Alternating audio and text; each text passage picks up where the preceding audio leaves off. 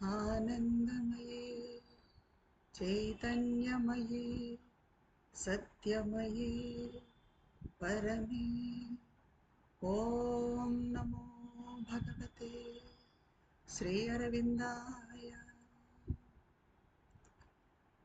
అందరికీ నమస్కారం. Elements of yoga book first Srinivas గారు ఇచ్చినప్పుడు చాలా సింపుల్గా ఉంది, క్వశ్చన్ అండ్ ఆన్సర్స్, చాలా చిన్న బుక్ అనుకున్నాను. కానీ ఒకటొక్కటి క్వశ్చన్ చదువుతూ ఆన్సరు, శ్రీ అరవిందులు ఇచ్చిన ఆన్సరు చదువుకుంటూ వెళ్తూ ఉంటే ఎంత డెప్త్గా ఉంది అంటే అది మనలో ఒక ఇన్నర్ ఓపెనింగ్ అవుతుంది. చాలా మంచి బుక్ సెలెక్ట్ చేసుకున్నారు. ఫస్ట్లో నేను I was thinking of synthesis of yoga, ఇట్లాంటి బుక్ లెటర్స్ అండ్ యోగా ఇట్లాంటివి అనుకున్నాను. కానీ ఇది బేసిక్ అంటున్నారు. బేసిక్ ఇంకొకటి బేసిక్ కన్నా ఎక్కువగా ఇంకా మనకి ఒక ఇన్నర్ ఓపెనింగ్ అనేది కూడా ఈ బుక్తో నేను I found it. So it will be very useful. ఇది దీంట్లో టోటల్గా 14 చాప్టర్స్ ఉన్నాయి మనకి. ఇది యాక్చువల్గా ఏంటంటే 1933 నుంచి 1936 వరకు శ్రీ అరవిందులను ఒక సాధకుడు అడిగిన ప్రశ్నలకు, ఇవి ప్రశ్నలు మనకు చాలా సింపుల్గా అనిపిస్తాయి, ఆ ప్రశ్నలకు శ్రీ అరవిందులు ఇచ్చిన సమాధానాలు. అంటే ఇప్పుడు చూడండి, మనలాంటి వాళ్ళము చిన్న చిన్న వాళ్ళము ఎంతో కొంచెం జ్ఞానం ఉంటేనే ఏదో ఇవన్నీ చిన్న విషయాలు అనుకుంటాం. అట్లాంటిది శ్రీ అరవిందుల వారు అంతటి వారే ఇంత సాధకులు అడిగిన ఇంత చిన్న చిన్న సింపుల్ క్వశ్చన్స్కి ఎంత డీప్గా, ఎంత ఓపిక్గా, ఎంత పేషెంట్గా సమాధానాలు ఇచ్చారంటే ఇంకా మరి అవతారమూర్తులు కదా.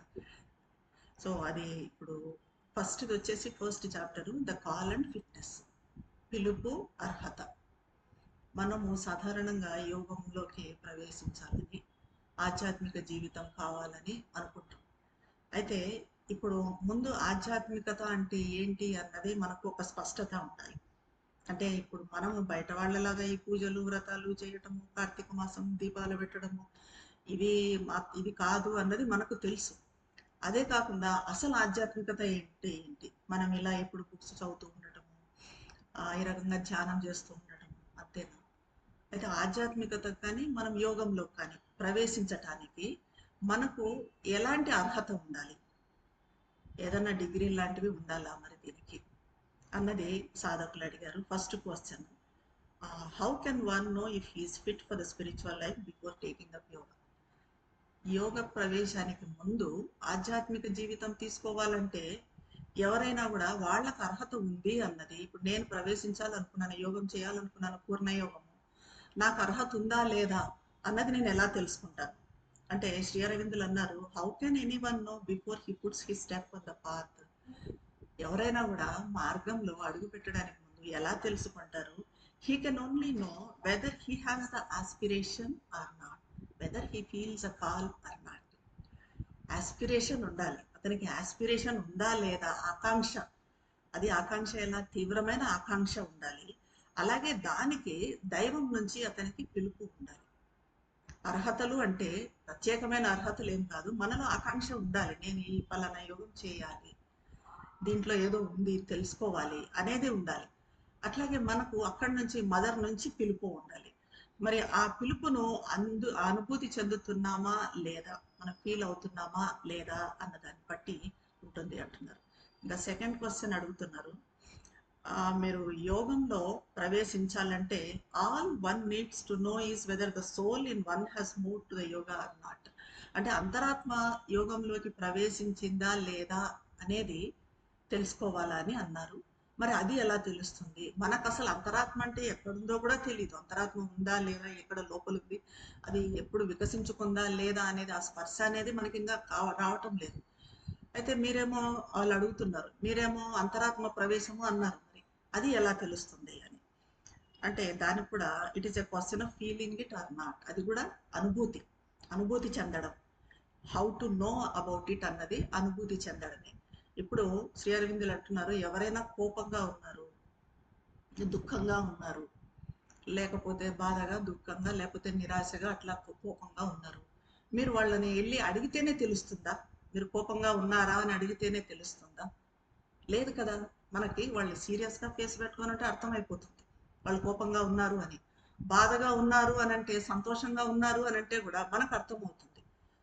అది కూడా ఒక అనుభూతి. సో ఇది కూడా ఒక అనుభూతితో వచ్చేది. ఇంకా ఇంకోటి అడుగుతున్నారు, how can people know whether they have any spiritual possibility in them?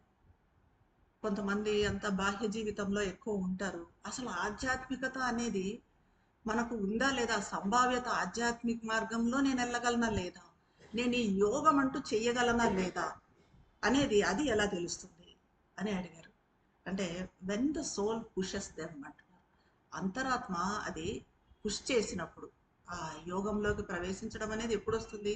అంతరాత్మ పుష్ చేసినప్పుడు. మనకు అంతరాత్మ స్పర్శ ఉందా లేదా, అంతరాత్మ అనేది తెలుస్తుందా లేదా, ఇవన్నీ కాదు. అంతరాత్మ పుష్ చేసినప్పుడు, ఇప్పుడు మనమంతా ఎందుకు వచ్చామండి ఈ యోగంలోకి?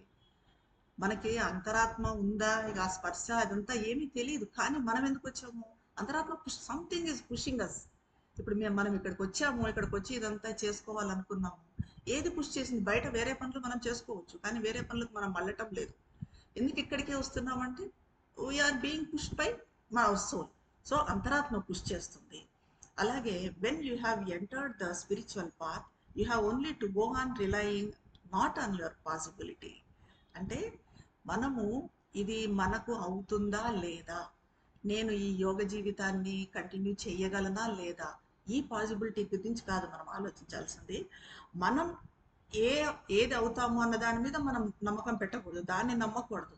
అంటే మనం ఏదో సూపర్మెంటల్ అవుతామా, లేక ఇంకొకటి అవుతామా, ఇంకా ఎక్కువ అవుతామా, ఇవన్నీ కాదు మనకు కావాల్సింది. మనం రిలై చేయాల్సింది ఏంటంటే మదర్ ఫోర్స్ మీద. మదర్ ఫోర్స్ మీద మాత్రం విశ్వాసం పెట్టుకోవాలి, మనము ఆధ్యాత్మిక జీవితాన్ని ప్రారంభించాలి.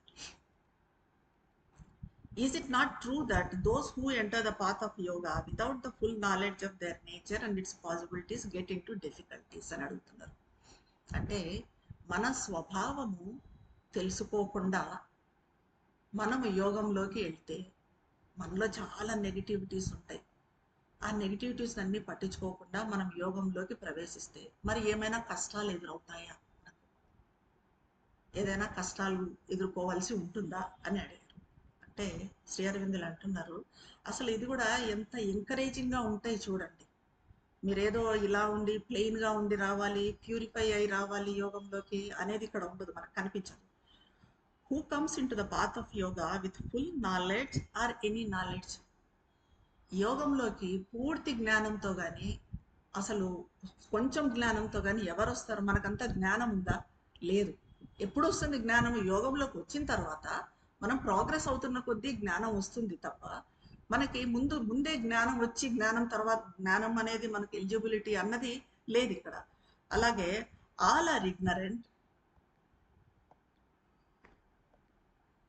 It is only by yoga itself that they get the knowledge. అంటే యోగం మనం చేస్తూ చేస్తూ ఉన్న కొద్దీ మనలో ఆ నాలెడ్జ్ అనేది వస్తుంది, మనం ప్రోగ్రెస్ అవుతున్న కొద్దీ మనలో జ్ఞానం పెరుగుతుంది. అయితే ఇక్కడ జ్ఞానము అంటే మనం యోగం చేస్తున్నా కూడా ఒకటి గుర్తుపెట్టుకోవాలండి, జ్ఞానము అంటే ఏదో ఈ బుకిష్ నాలెడ్జ్ కాదు. ఇప్పుడు ఏదో మనము బుక్స్ చదువుతున్నాము, గంటల తరబడి ధ్యానం చేస్తున్నాము, ఇది కాదు. ఇది ఏంటంటే మనం అనుభవంతో పొందే జ్ఞానం, ఎక్స్పీరియన్స్తో పొందే జ్ఞానం, ఏకతతో పొందే జ్ఞానం. ఆ చదువుతున్నాము దాంతో మనము ఐడెంటిఫై కావాలి. ఐడెంటిటీ ఒక సావిత్రి యోగమే చేస్తున్నాము, సావిత్రి యోగంలో చేస్తున్నంత వరకు మనం సావిత్రి కావాలి. ఆ ఐడెంటిటీతో దాంతోనే మనలో ఏదో ఇన్నర్ ఓపెనింగ్ అనేది మనమేదో మన ఇంటలెక్ట్ పెట్టేసి అక్కడ మీద పెట్టి దానికి అంత రీజనింగ్ పెట్టేసి అది ఇది అని చూసుకుంటే అది కాదు, అది జ్ఞానం అనిపించుకోదు. ఎంతగా ఏకతతో వచ్చే జ్ఞానమే జ్ఞానం. సో నెక్స్ట్ క్వశ్చన్ అడుగుతున్నారు, some times a person enters the path because he feels the aspiration and the calm. ప్రవేశానికి ఆధ్యాత్మిక జీవితానికి అర్హత అనేది ఇంతకుముందే చెప్పుకున్నాం మనం. ఆస్పిరేషన్ కాల్, ఆకాంక్ష పిలుపు, ఈ రెండు అని చెప్పుకున్నాం. అయితే ఆఫ్టర్వర్డ్స్ లీవ్స్ ఇట్, దాంతోనే వస్తారు కొంతమంది. ఇప్పుడు మనలో ఆస్పిరేషన్ ఉంది, కాలు వచ్చింది మనకు, దాంతోనే మనము యోగంలోకి ప్రవేశించినాం. ఆ తర్వాత కొంతకాలం తర్వాత వదిలేస్తారు. అలా చాలామందిని చూస్తూ ఉంటారు. మన యోగంలో కూడా వచ్చిన వాళ్ళు, అమ్మో ఇదేంటో కష్టంగా, ఫస్ట్ ఆస్పిరేషన్తో కాల్తో వస్తారు, వచ్చిన తర్వాత ఇది అయ్యేటట్టు లేదు, వేరే యోగాలన్నీ చాలా ఉన్నాయి బయట, అవన్నీ చాలా ఈజీగా ఉన్నాయి, అవన్నీ చేసుకోవచ్చు అని మధ్యలో వెళ్ళిపోయే వాళ్ళ సంగతి మనకు చాలా మంది తెలుసు. అయితే ఎందుకు అది అవుతుంది అని అడుగుతున్నారు. Is it because before entering it he was not able to judge the possibility of his nature. ఇది అతను అంటే అతని స్వభావం గురించి, ఇలా తప్పించుకొని పోయే స్వభావం నాకుంది అని తెలుసుకోలేకపోవడం వల్ల ఇలా జరుగుతూ ఉందా అంటే, దానికి శ్రీ అరవిందులు అన్నారు, బికాస్ హిజ్ ఆస్పిరేషన్ ఫ్లాగ్స్. అంటే అతని ఆస్పిరేషను అలసిపోయి డస్సిపోయి, అలసిపోయినప్పుడు ఫ్లాగ్స్ ఇది చెలిస్తూ స్థిరంగా లేకుండా ఉన్నప్పుడు, or because he is unfaithful to the call. అతనికి కాల్ వచ్చినా కూడా, మనకు మదర్ నుంచి కాల్ వచ్చింది కానీ దాన్ని నమ్మకపోవడం, అప్పటికప్పుడు కాల్ వచ్చింది, ఆస్పిరేషన్ ఉంది, ఒకసారి యోగంలోకి వచ్చేసాము, ఆ తర్వాత మళ్ళీ ఎందుకో డౌట్ వస్తుంది, మదర్ కాలేనా ఇది, లేకపోతే ఇది ఆస్పిరేషన్, ఇది కరెక్టేనా నేను చేసేది, నేను వేరే యోగంలోకి టర్న్ కావచ్చా, ఇలాంటివన్నీ అవి ఎందుకు జరుగుతుంది అని అంటే, just because he is unfaithful to the call. It is not a question of judging, I have told you, nobody can know or judge. ఇది జడ్జి చేయడం అనేది కాదు, ఏ మనిషిని కూడా మనము జడ్జి చేయడము తెలుసుకోవడం అనేది ఉండదు. ఇంకా some people say that unless the whole nature is purified there can be no real beginning of yoga. Is this true అంటారు. అంటే కొంతమంది అంటారు, మన స్వభావము పూర్తిగా ప్యూరిఫై అయితే కానీ మనం యోగాన్ని ప్రారంభించకూడదు. ఇది నిజమేనా? ఇది మనకు తెలిసిన సమాధానమే, ఎందుకంటే మనమంతా ప్యూరిఫై అయిపోయి యోగంలోకి రాలేదు. తర్వాత యోగం చేస్తూ ఉన్న కొద్దీ అది ప్యూరిఫై అవుతాం. అదే శ్రీ అరవిందులు అన్నారు, it is absurd to say that, ఇది అసంబద్ధము, అర్థం లేనిది. యోగం చేస్తున్న కొద్దీ మనలో ప్యూరిఫికేషన్ జరుగుతుంది. ఇప్పుడు మనకు శ్రీ అరవిందులు ఇచ్చిన రిజెక్షన్ ప్రాసెసే ఉంది. ఆస్పిరేషన్, రిజెక్షన్, సరెండర్లో ఆ రిజెక్షన్ అన్నదానికి చాలా ఇంపార్టెంట్ ఉంది. ఇది మనకు యోగంలో ముందుకు పోతూ ఉండే కొద్దీ మనం ప్యూరిఫై, ఒకటొకటి మనలో ఉన్న నెగిటివిటీస్ ఒకటొకటి మనం గమనించుకోవటము, దాన్ని రిజెక్ట్ చేయటం. ఏది ఉంది మనలో బలహీనత, కోపం ఉందా, లేక కోరిక ఉందా, లేక పిల్లలతో అటాచ్మెంట్ ఎక్కువ ఉందా, లేక రెస్ట్లెస్ అవుతున్నామా, ఎక్కువ కాన్సన్ట్రేట్ చేయలేకపోతున్నామా, ఇలాంటివి చాలా నెగిటివిటీస్ ఉన్నాయి. ఒకటొక్కటి మనము ఇది చేసుకోవటము, అది దాన్ని ఐడెంటిఫై చేసుకోవటం, ఆ తర్వాత దాన్ని రిజెక్ట్ చేయడము. ఇది మొత్తం మనకు లైఫ్ లాంగ్ ప్రాసెస్. ఇది మనం యోగంలోకి సరే వచ్చి 20 ఇయర్స్ అయింది, 30 ఇయర్స్ అయింది, అయిపోయిందా, మేము మొత్తం ప్యూరిఫై అయిపోయామా అంటే లేదు. ఇప్పటికీ లైఫ్ లాంగ్ ఉండనే ఉంటుంది. ఎందుకంటే మనకు తెలిసిందే, ఇది చాలా చాలా చిన్న విషయం కాదు. ఈ మెంటల్, వైటల్, ఫిజికల్ ఇన్ని ఉన్నాయి ప్యూరిఫై చేయాల్సినవి. కాబట్టి అందుకని శ్రీ అరవిందులు అంటున్నారు, ఇదంతా ఏముండదు, అది it is absurd to say that అంటున్నారు. ఇంకా నెక్స్ట్ అడుగుతున్నారు, is it true that only a person who has some experience and realisations in Sadhana is accepted by the mother, while who has no such experiences and lives in ordinary consciousness is not accepted by her. ఎవరైతే ఈ experiences, అనుభూతులు, సాక్షాత్కారాలు ఉన్నారో వాళ్ళను మాత్రమే mother accept చేస్తుందా? మరి వేరే వాళ్ళని మదర్ యాక్సెప్ట్ చేయదా? ఇవి లేకుండా ఆర్డినరీ కాన్షియస్నెస్లో ఉన్న వాళ్ళను మదర్ యాక్సెప్ట్ చేయదా? Why should he not be accepted by the Mother? ఎందుకు యాక్సెప్ట్ చేయదు మదర్? ఎందుకంటే ఒక్కసారి మనం మదర్కి సరెండర్ అయ్యి ఇదయ్యామంటే, మనం ఎలా ఉన్నా ఏం చేసినా మదర్ యోగంలోకి ప్రవేశిస్తే తప్పనిసరిగా యాక్సెప్ట్ చేస్తారు. What do you mean by accepted అంటే మళ్ళీ అడుగుతున్నారు, if a sadhak cannot open himself fully to the Mother because of the obstacles in his nature, will he not be accepted by the Mother? ఇప్పుడు మనం చెప్పుకున్నట్టుగా మనలో negativities ఉన్నాయి, ఇంకా purify కాలేదు, బికాస్ ఆఫ్ దాట్ మనము మదర్కి ఓపెన్ కావడం కూడా అంత తొందరగా కాకపోవచ్చు. వెంటనే మనం యోగంలోకి ప్రవేశిస్తానే మదర్కి ఓపెన్ కాకపోవచ్చు.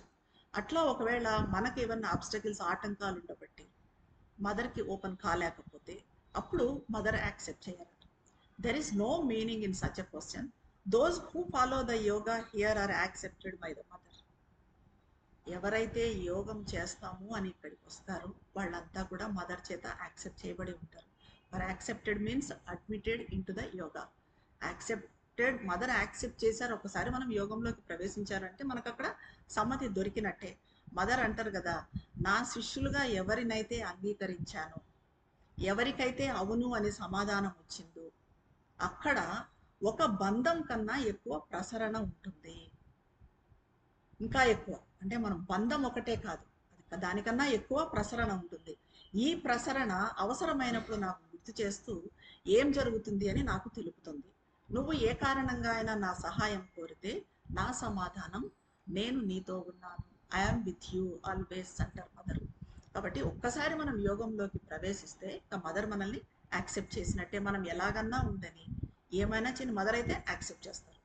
But the progress in the yoga, కానీ మన పురోగతి మాత్రము, మన పురోగతి కానీ, మన అభివృద్ధి కానీ, మన సిద్ధి కానీ, ఇదంతా కూడా ఈ యోగంలో it depends on the degree which there is the open.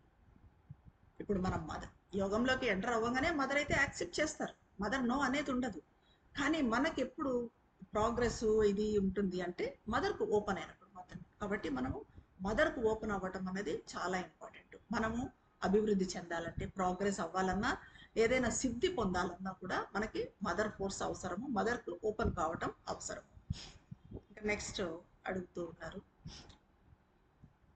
when a sadhak is faced with serious difficulties in his sadhana over and over again and is not able to reject his lower nature, what will help him to keep up his faith and stick to the path? Who is able to reject the lower nature fully?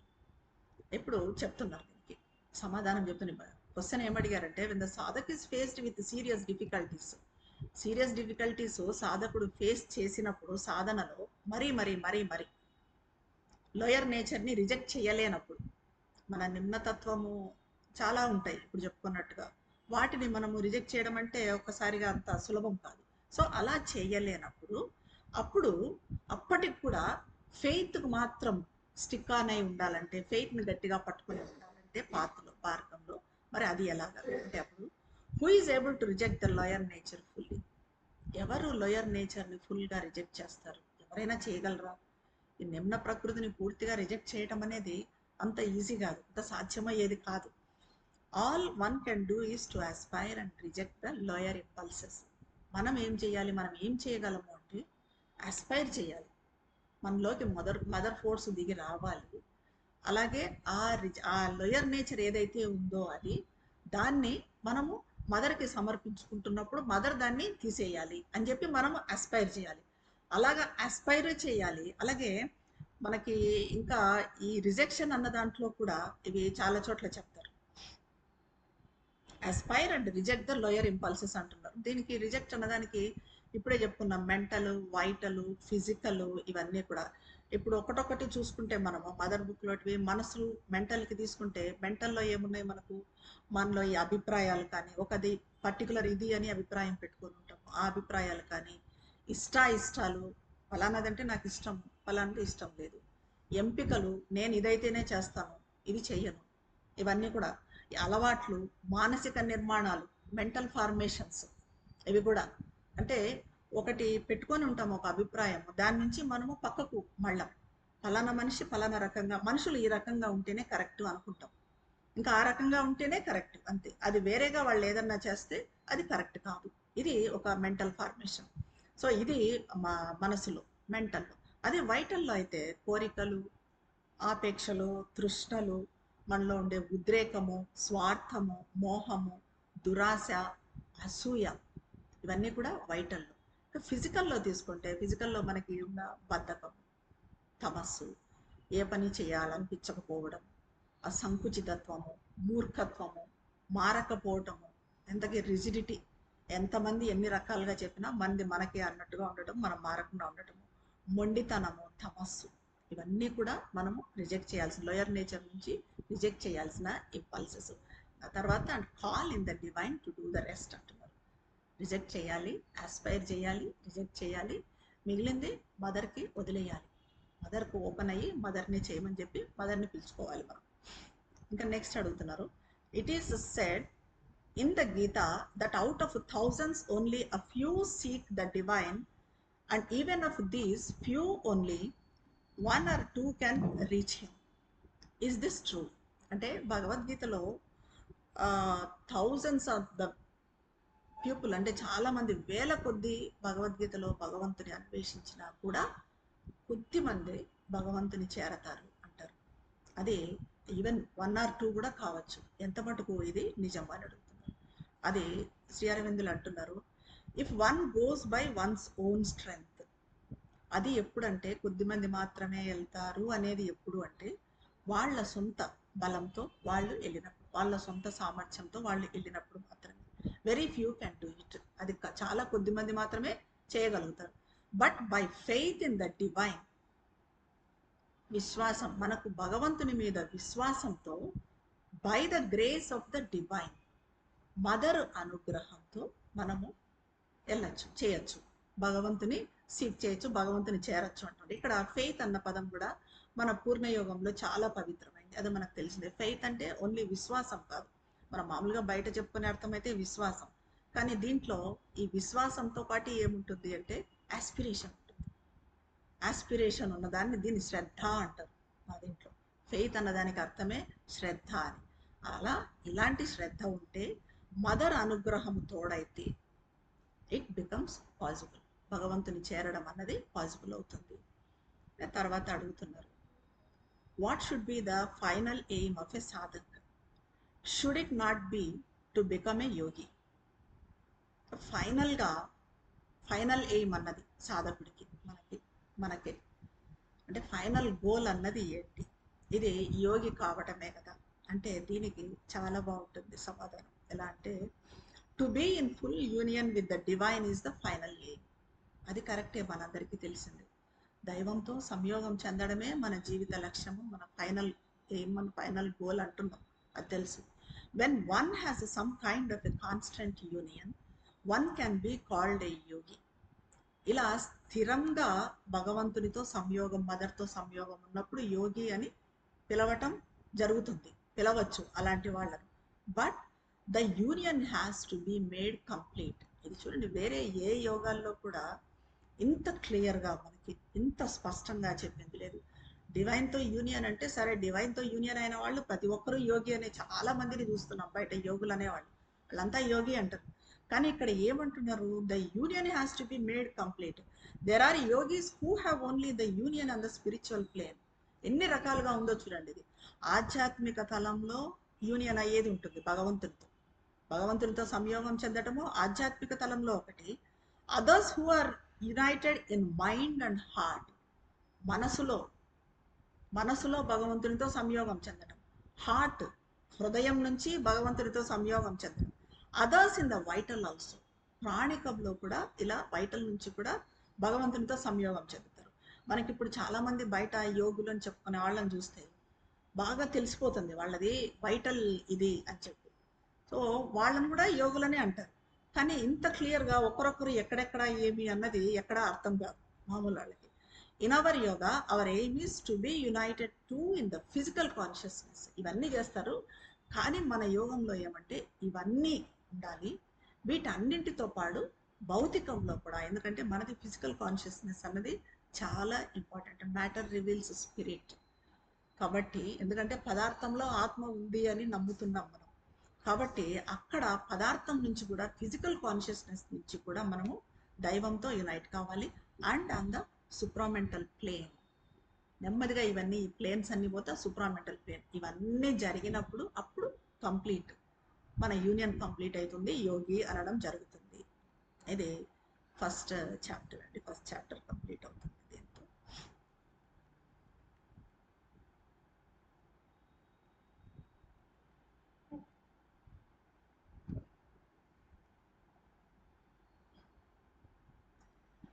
Next the foundation, పునాది. మనము foundation of yoga letters and యోగాకి మన foundation of సాధన అని last సెషన్లో చెప్పుకున్నాము. మనకు usually foundation of సాధనలు మన పూర్ణ యోగానికి పునాది ఏమని చెప్తారంటే శ్రీ అరవిందులు మెయిన్గా 3 పాయింట్స్ చెప్తారు. అది ఒకటి క్వైట్ మైండ్, అండ్ రెండవది పీస్, మూడవది ఈక్వాలిటీ. ఇక్కడ క్వైట్ మైండ్ అంటే కూడా ఇది నిశ్శబ్దం కాదు, సైలెన్స్ మైండ్ కాదు, దానికి దీనికి తేడా ఉంది. ఎందుకంటే సైలెన్స్ మైండ్ అన్నప్పుడు మనకు ఆలోచనలు పూర్తిగా లేకుండా ఉండే స్థితి. ఈ ఆలోచనలు పూర్తిగా లేకుండా ఉండే స్థితి అన్నది చాలా టైం పడుతుంది, అది మనకు ఇప్పుడప్పుడే జరిగేది కాదు. ఇక్కడ చెప్పేది కామ్ మైండ్, క్వైట్ మైండ్. అంటే అది నిశ్చల మనసు అంటారు దాన్ని. ఆ నిశ్చల మనసు అంటే ఏమంటే మనకు ఆలోచనలు వస్తూ ఉంటాయి, పోతూ ఉంటాయి. ఆలోచనలు ఉండదు అనేది ఉండదు. ఆలోచనలు వస్తూ ఉంటాయి. కానీ వాటితో మనము ప్రభావితం కాము. వాటి ప్రభావంలో పడి చర్య ప్రతిచర్యలు తీసుకోము. ఇప్పుడు ఎవరితోనా ఏదైనా మాట్లాడాము, ఏదైనా చెయ్యాలి అనిపించింది, కానీ స్టెప్ బ్యాక్ అవుతాం. ఆ ఆలోచన కూడా మనకి ఎట్లా అంటే అట్లా వస్తుంది, అట్లా వెళ్ళిపోతుంది. ఎవరైనా ఏదైనా మనల్ని అన్నారు, ప్రతిచర్య తీసుకోవాలని ఆలోచన వస్తుంది, కానీ ప్రతిచర్య తీసుకోమన్నమాట. ఆలోచన వస్తుంది, అట్లా వెళ్ళిపోతుంది. దాని ప్రభావంలో పడి మనము చర్య చేయడం కానీ, ప్రతిచర్య చేయడం కానీ, కోపగించుకోవడం కానీ, కోరిక తీర్చుకోవడం కానీ వస్తాయి ఆలోచనలు. కానీ దానిలో ప్రభావంలో మనం పడమన్నమాట. ఆ స్థితి ఫస్ట్ సాధించాలి. దాన్ని కామ్ మైండ్, క్వైట్ మైండ్ అంటారు. అదొకటి చెప్తారు. ఇంకా రెండవది పీస్. పీస్ అనేది శాంతి. శాంతి అనేది మదరు, శ్రీ అరవిందులు ఇద్దరూ చెప్తారు. మనకు శాంతి అన్నది మన పైనే ఉంది, మనం దానికి ఓపెన్ కావట్లేదు శాంతికి. మదర్ దానికి శాంతికి మనకు ఒక మంత్రం కూడా ఇచ్చారు, శాంతి శాంతి శాంతి అనుకుంటూ ఉంటే పైనుంచి శాంతి నీలోకి డిసెంట్ అవుతుంది అంటారు. అదొకటి చెప్తారు.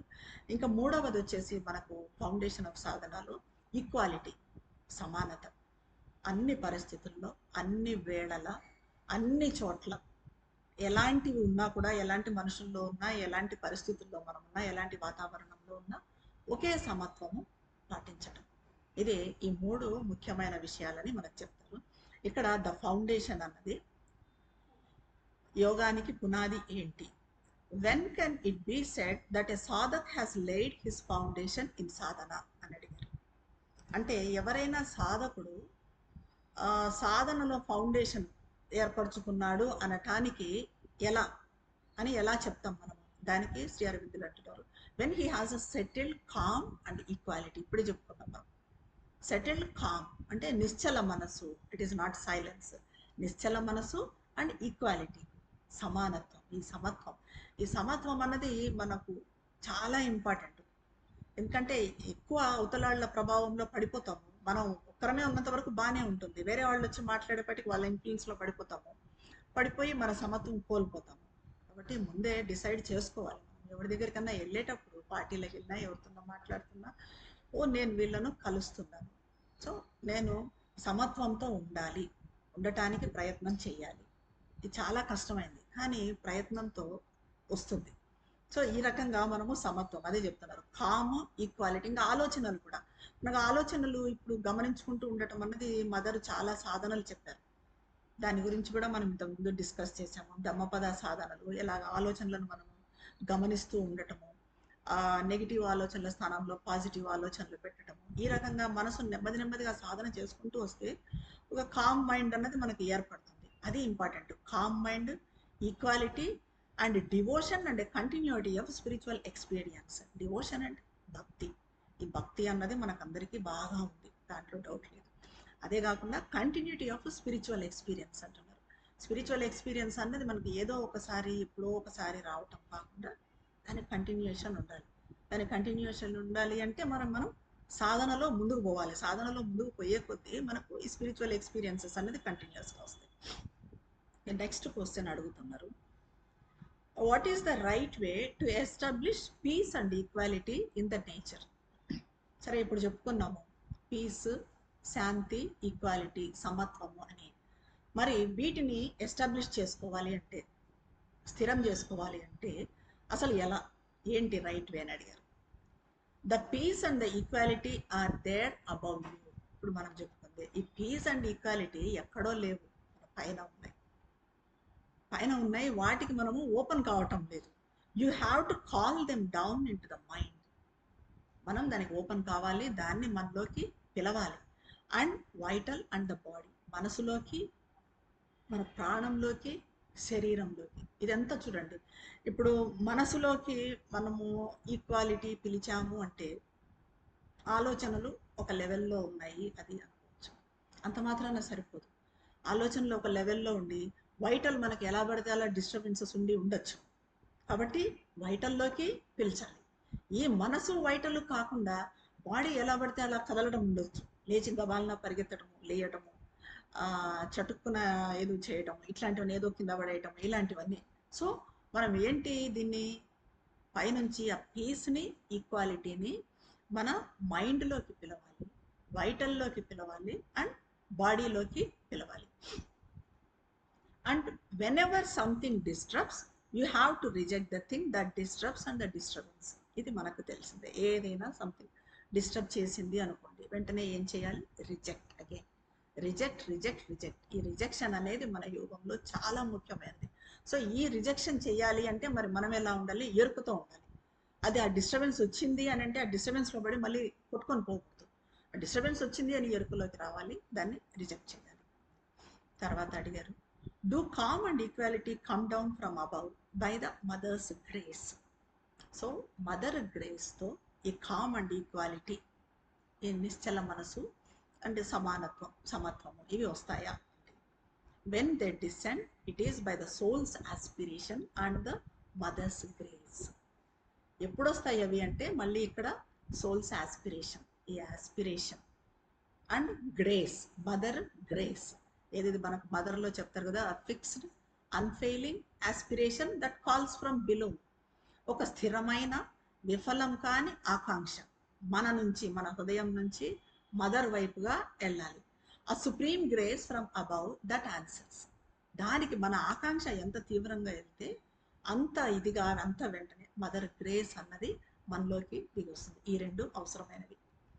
ఇంకా నెక్స్ట్ అడుగుతున్నారు, what is the true sign indicating that equality is established in the nature? Is it to receive all the disturbance from outside or inside in perfect calm and without doing anything to remedy it? ఈ equality మన స్వభావంలో స్థిరపడింది అన్నదానికి సంకేతం ఏంటి? ఇదే అన్ని disturbances బయట నుంచి వస్తూ ఉన్నాయి మనలోకి, మరి వాటిని ఏమి రెమెడీ లేకుండా నిశ్శబ్దంగా వాటిని రిసీవ్ చేసుకోవటమా?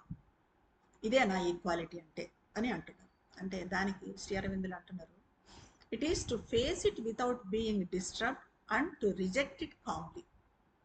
దాన్ని ఫేస్ చేయాలి, మనం డిస్టర్బ్ కాకుండా డిస్టర్బెన్స్ని ఫేస్ చేయాలి, దాన్ని రిజెక్ట్ చేయాలి. ఎలా రిజెక్ట్ చేయాలి? నిశ్శబ్దంగా, అది కూడా తీవ్రంగా ఏదో అజిటేషన్తో కాదు, నిశ్శబ్దంగా దాన్ని రిజెక్ట్ చేయాలి. Whether one tries to remedy or not, remedy should make no difference. మనం దానికి ఏదైనా రెమెడీ, పరిష్కారం చూడాలి అది ఇది అనుకున్నా కూడా అది that doesn't make difference. Only when one acts against it. Rejection చేసినప్పుడు మనము one must do it Kamli without anger. ఎలా ఉండాలి అది? వితౌట్ యాంగర్, ఎలాంటి అజిటేషను లేకుండా కామ్గా, ఎగ్జైట్మెంటు, గ్రీఫ్ ఇవేవి లేకుండా, ఇలాంటివి ఏవి లేకుండా దాన్ని మనము రిజెక్ట్ చేయాలి. When a person has attained సమత or equality can be say that he is egoless అంటున్నారు. అంటే ఇప్పుడు మనం సరే సమత్వం తెచ్చుకున్నాం అనుకోండి, ఎవరైనా సమత్వం ఉన్న వ్యక్తులు కనపడుతూ ఉన్నారు మనకు, ఎంత సమత్వం ఉంది తనకి అనుకుంటూ ఉన్నాము, ఈక్వాలిటీ ఉంది అని. మరి అతనిలో ఈగో అనేది ఉండదా? అహంకారం పోయి ఉంటుందా అని అంటే దానికి చెప్తున్నారు, సమత does not mean the absence of ego. సమత అంటే మనము ఈగో లేకపోవడం అనేది కాదు, సమత వేరు. But the absence of desire and attachment. సమత అంటే కోరిక లేకపోవటము, అటాచ్మెంట్ లేకపోవటము. మనకి ఎప్పుడు మనలో సమత్వం వస్తుందంటే మనలో ఎప్పుడైతే కోరిక లేదో, అటాచ్మెంట్ లేదో అప్పుడే మనకి సమత్వం వస్తుంది. ఇప్పుడు ఉదాహరణకి చూడండి, మనకు పిల్లలతో అటాచ్మెంట్ ఉంది. ఆ పిల్లలతో అటాచ్మెంట్ ఉన్నప్పుడు పిల్లలకి ఏదైనా అయిందంటే ఓ అని చాలా కంగారు పడిపోయి, చాలా బాధపడిపోయి, అది ఇది అని మదర్ని ఇవన్నీ చేస్తాం, ఏమో అయిపోతుందని భయపడతాం. అదే మనకు అటాచ్మెంట్ లేకుండా ఉందనుకోండి, అప్పుడు ఒక సమత్వంతో కూర్చొని మదర్కి ప్రేయర్ చేస్తాం. దీనికి దానికి చాలా తేడా ఉంటుంది. అటాచ్మెంట్తో ఉండి మనం చేసే ప్రేయర్కి, పిల్లలతో అటాచ్మెంట్ లేకుండా చేసే ప్రేయర్కి చాలా తేడా ఉంటుంది. అది అప్పుడు అది ఇంకా ఎక్కువ పవర్తో ఉంటుంది అనమాట. అట్లా ఇది absence of desire and attachment, అది సమత్వం. ఆ డిజైర్ అటాచ్మెంట్ లేకపోవడం సమత్వం. The ego sense may disappear or it may remain in a subtilised or dense form.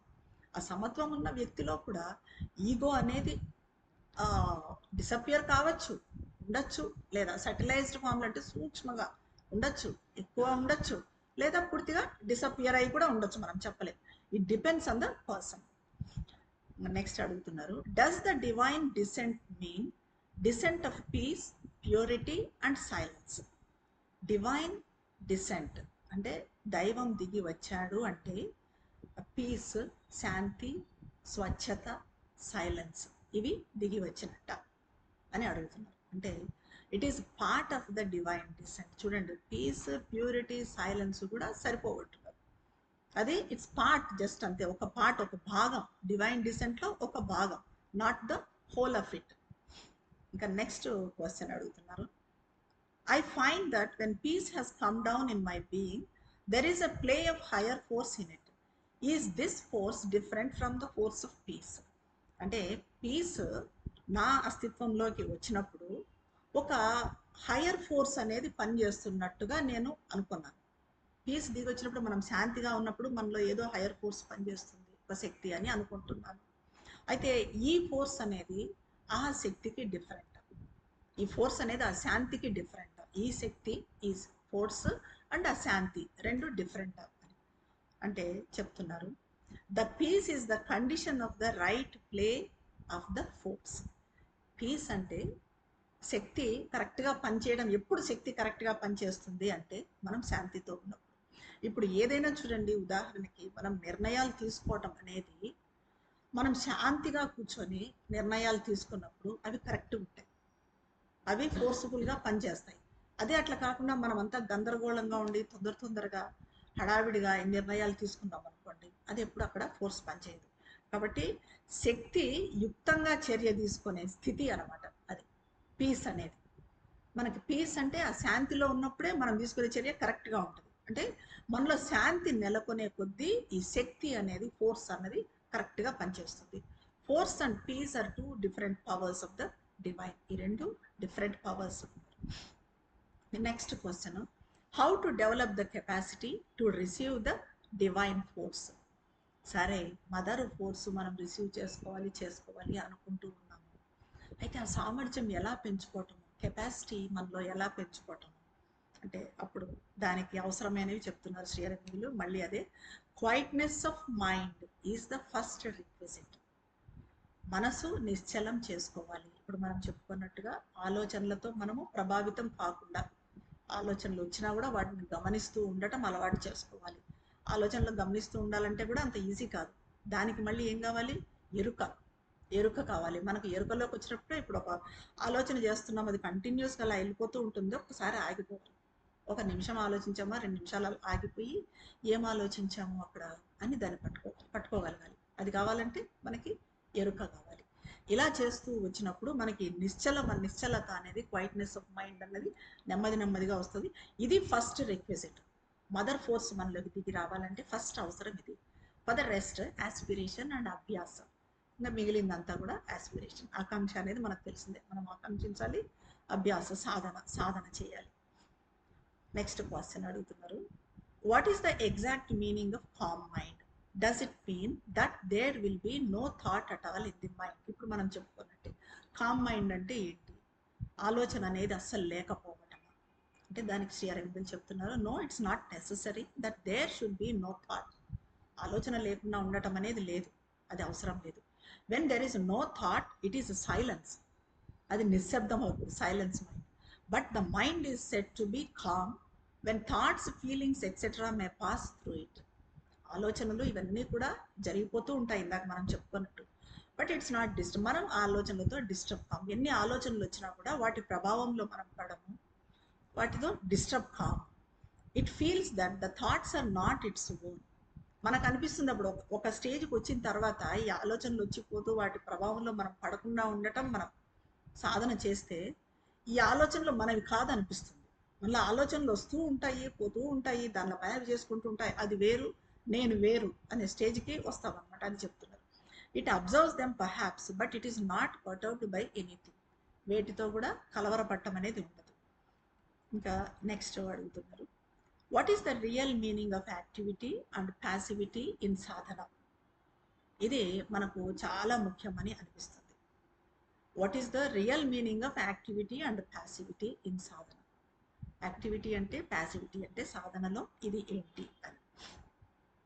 Activity in aspiration, ఆకాంక్షలో మనము యాక్టివ్గా ఉండాలి. మనం ఆకాంక్షిస్తున్నప్పుడు అది తీవ్రంగా ఉండాలి. మనం ఏదో ఊరికే కూర్చొని డల్గా నేను ఆకాంక్షిస్తున్నాను అనుకోవడం కాదు. మనం హృదయం నుంచి, మదర్ చెప్తారు, ఫస్ట్ మనసుతో భావం చేసినా కూడా అది హృదయం నుంచి వెళ్ళాలి. మదర్ ఫోటో వైపు ఆస్పైర్ చేస్తున్నట్టుగా కళ్ళు మూసుకొని వెళ్ళాలి. ఇంకా దేంట్లో యాక్టివ్గా ఉండాలంటే తపస్యాలో ధ్యానం, అంటే ధ్యానంలో యాక్టివ్గా ఉండాలి. Rejection of the wrong forces, ఇప్పుడు మనం చెప్పుకున్నట్టుగా ఈ నెగిటివిటీస్ని మనము రిజెక్ట్ చేయడంలో యాక్టివ్గా ఉండాలి. వస్తున్నాయి లేని చెప్పి ప్యాసివ్గా ఉండకూడదు. అది తర్వాత ఈ ప్యాసివిటీ అనేది ఇక్కడ యాక్టివిటీ ఉండాలి. యాక్టివ్గా ఎక్కడ ఉండాలి? మనము ఆస్పిరేషన్లో ఉండాలి, తపస్సు చేయడంలో ధ్యానంలో ఉండాలి, and rejection of the wrong ఫోర్సెస్లో ఉండాలి.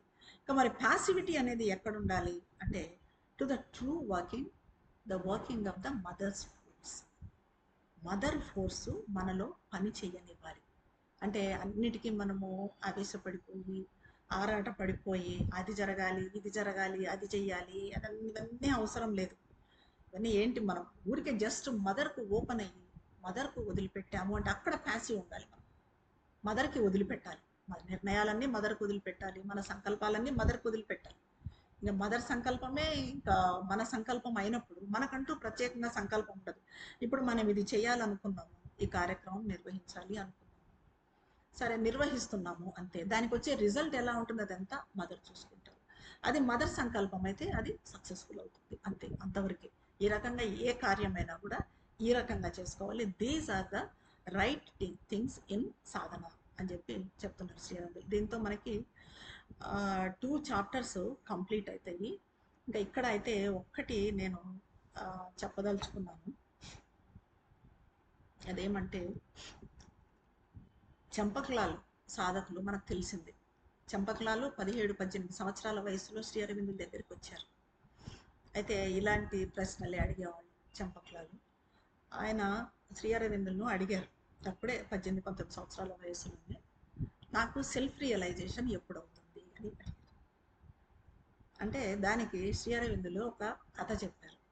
అది ఏమన్నారంటే శ్రీ అరవిందులు, ఇప్పుడు నారద మహర్షి విష్ణు భగవాను దగ్గరికి వెళ్తూ ఉన్నాడు. నారద మహర్షి ఎప్పుడు విష్ణునామ జపం చేసుకుంటూ తిరుగుతూ ఉంటాడు. ఆయన విష్ణు భగవాను దగ్గరికి వెళ్తూ ఉంటే ఆ దారిలో ఒక చెట్టు కింద ఒక మనిషి కూర్చొని తపస్సు చేసుకుంటూ ఉన్నాడు. అయితే నారద మహర్షిని చూసి ఆ మనిషి లేచి నిలబడి నమస్కారం చేసి, స్వామి ఇట్లా నేను ఎంతకాలం నుంచో ఎన్నో సంవత్సరాల నుంచి ఆయన సాక్షాత్కారం కావాలని తపస్సు చేస్తున్నాను, స్వామి నాకు ఎప్పుడు సాక్షాత్కారం ఇస్తాడు, ఒకసారి కనుక్కొని వస్తారా, మీరు అక్కడికే వెళ్తున్నారు కదా అంటే సరే కనుక్కుంటాను అన్నాడు. ఇంకా అలా వెళ్తూ కొంత దూరం పోయిన తర్వాత ఇంకో చెట్టు కింద ఇంకో వ్యక్తి కనపడ్డాడు. ఇలాగే అతను కూడా తపస్సు చేస్తున్నాడు. అతను కూడా లేచి నిలబడి నారద మహర్షికి ఇదే చెప్పాడు, స్వామిని కనుక్కొని రండి, నాకు ఎప్పుడు సాక్షాత్కారం ఇస్తాడు అని. అంటే సరే అన్నాడు నారదుడు. అనేసి స్వామి దగ్గరికి వెళ్ళాడు, విష్ణు భగవాన్ దగ్గరికి వెళ్ళాడు. అక్కడికి వెళ్ళి తర్వాత తిరిగి వచ్చాడు అనమాట. తిరిగి వస్తూ ఉంటే మొదటి వ్యక్తి అడిగాడు, స్వామి నాకేం చెప్పాడు స్వామి అంటే అప్పుడు నారద మహర్షి అన్నాడు, ఇప్పుడు నువ్వు కూర్చొని ఉన్న చెట్టుకి ఎన్ని ఆకులు ఉన్నాయో అన్ని జన్మలకు నీకు స్వామి సాక్షాత్కారం ఇస్తా అన్నాడు అన్నాడు. అంటే ఎన్ని ఆకులు ఉంటాయి ఆ చెట్టుకి, అంటే ఎన్ని జన్మలని. ఇంకా వెంటనే అతను డిసప్పాయింట్ అయిపోయి, అబ్బో ఇది అది జరిగే పని కాదు, నాకు ఎన్ని జన్మలకి స్వామి, ఎన్ని జన్మలని నేను ఇట్లా తపస్సు చేస్తూ కూర్చోవాలి అని చెప్పేసి ఇమ్మీడియట్గా మానేసి తపస్సు చేయడం మానేసి వెళ్ళిపోతాడు. సరే ఇంకా వచ్చినాక రెండో వ్యక్తి దగ్గరికి వస్తాడు కదా, రెండో వ్యక్తి దగ్గరికి వస్తే రెండో వ్యక్తి కూడా ఇదే అడిగితే రెండో వ్యక్తికి కూడా ఇదే సమాధానం చెప్తాడు, ఇప్పుడు నువ్వు కూర్చున్న చెట్టుకి ఎన్ని ఆకులు ఉన్నాయో అన్ని జన్మలకి నీకు స్వామి సాక్షాత్కారం ఇస్తాడు అంటూనే ఆ వ్యక్తి ఎగిరి సంతోషంతో గంతులేయడం మొదలు పెడతాడు. అంటే స్వామి నాకు సాక్షాత్కారం ఇస్తాడు కదా, ఎన్ని జన్మల కన్నా కానివ్వండి స్వామి నాకు సాక్షాత్కారం ఇస్తాడు అని ఆ సంతోషంతో ఎగరడం మొదలు పెడతాడు. వెంటనే అతనికి విష్ణు భగవానుడు సాక్షాత్కారం ఇస్తాడు. సో మనం ఎలా అంటే తొందరపడిపోయి ఆరాటపడిపోయి అది జరగాలి ఇది జరగాలి అనేది కాదు, అది జరుగుతుంది. అది ఎప్పుడు మనకు పాజిటివ్ యాటిట్యూడ్ ఒకటి, పర్సివరెన్స్ ఒకటి, ఆ పట్టుదల, కంటిన్యూటీ అనేది, పట్టుదల అనేది ఉండాలన్నమాట. ఇవన్నీ ఈ ప్రశ్నలు వీళ్ళు అడుగుతూ ఉంటే నాకు ఇది షేర్ చేసుకోవాలనిపించింది. ఇంకా నెక్స్ట్ వచ్చేసి మనకు నెక్స్ట్ చాప్టర్ ఆస్పిరేషన్ అనుకుంటాను, ఆస్పిరేషన్. ఇది నెక్స్ట్ సెషన్లో చూద్దాం.